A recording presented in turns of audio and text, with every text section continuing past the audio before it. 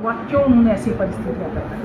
Protest तो शांति से बैठ के भी हो सकता था। मांग रखना सबका अपना अधिकार है। मैंने ये बात बोली है कि अपनी मांग रखना, अपने अधिकार के लिए लड़ना, ये हर व्यक्ति का अधिकार है, लेकिन उसकी कुछ सीमाएं होती हैं, उसके कुछ तरीके होते हैं, उसकी कुछ मर्यादाएं होती हैं।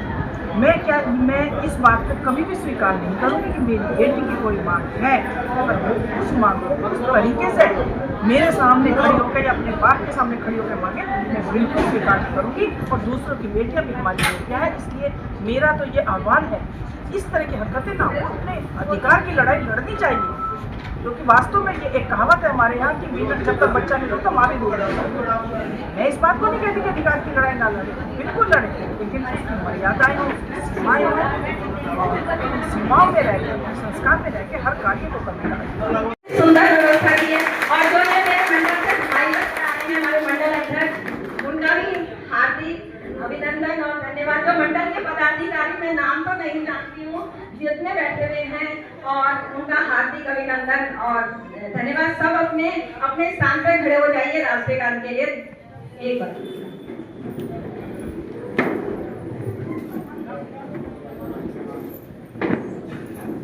खड़े हो जाइए। सावधान।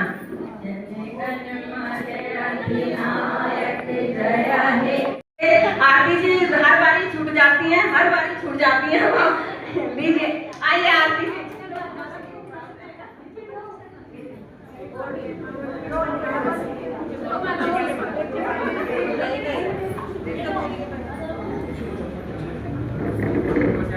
धन्यवाद। आरती जी हमारी महामंत्री है, वो मैं बार और हमारी अनुराधा जी भी छूट जाते हैं क्योंकि वो फोटो खींचते हुए रहते हैं। अनुराधा जी एक बार ही आ गई है। माला उतारिए मत, आप पहन के रखिए और उधर खड़े हो जाइए। 1 मिनट।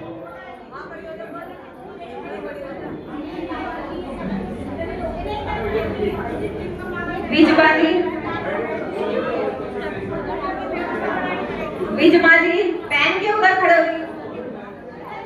तो पता चलेगा।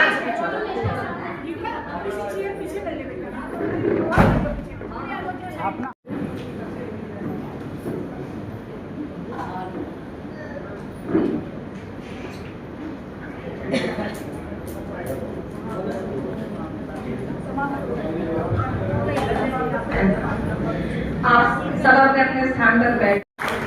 लंबी दीदी ललिता जी, बेबी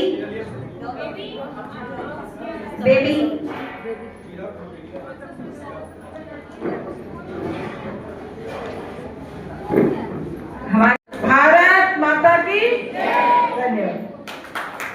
सरकार इस बात के लिए सहमत है कि आप इस तरह की हरकतें करें।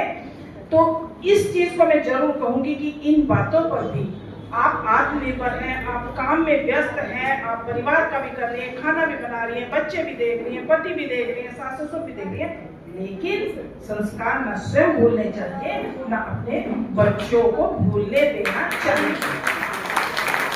ये हमारा एक महिला होने के नाते सबसे पहला कर्तव्य है कि जो संतान को हमने जन्म दिया है उसके संस्कार देने का काम भी माता ही करती है, चाहे वो कितनी भी व्यस्त हो। तो इन सब बातों पर ध्यान दें और जो सरकार ने आपको आत्मनिर्भर बनाया है उस पर भी आप ध्यान दें कि उस सरकार को, क्योंकि आने वाला समय चुनाव का है और हमारी मंगलौर विधानसभा में हम अपने भारतीय जनता पार्टी का विधायक नहीं बना सके और अभी उपचुनाव में हम बहुत थोड़ी वोटों से रह गए थे। उन सब चीजों को देखते हुए हम पूरी ताकत और शक्ति के साथ इस बार अपना विधायक जिताएंगे, सब मेहनत करेंगे। और क्योंकि अगर अपना विधायक होगा तो हमारे क्षेत्र की बहुत समस्याएं स्वाभाविक ही दूर हो जाएंगी। जैसा कि हर किसी को रहता है मेरे यहाँ ये कमी है, मेरे यहाँ तो होती है, ऐसी बात नहीं है, चलने वाली चीजें हैं। लेकिन हमें इस बार अपने सम्मान के लिए, क्योंकि हम सभी लोग मेहनत करते हैं, भारतीय जनता पार्टी के लिए मेहनत करते हैं। आज भी आप इतनी गर्मी में यहाँ सब बहनें अपना घर परिवार को छोड़कर यहाँ पर आई है, तो मैं समझती हूँ कहीं ना कहीं आपकी भारतीय जनता पार्टी के साथ आपकी आत्मीयता है, आपने मुझे समय देने का काम किया है।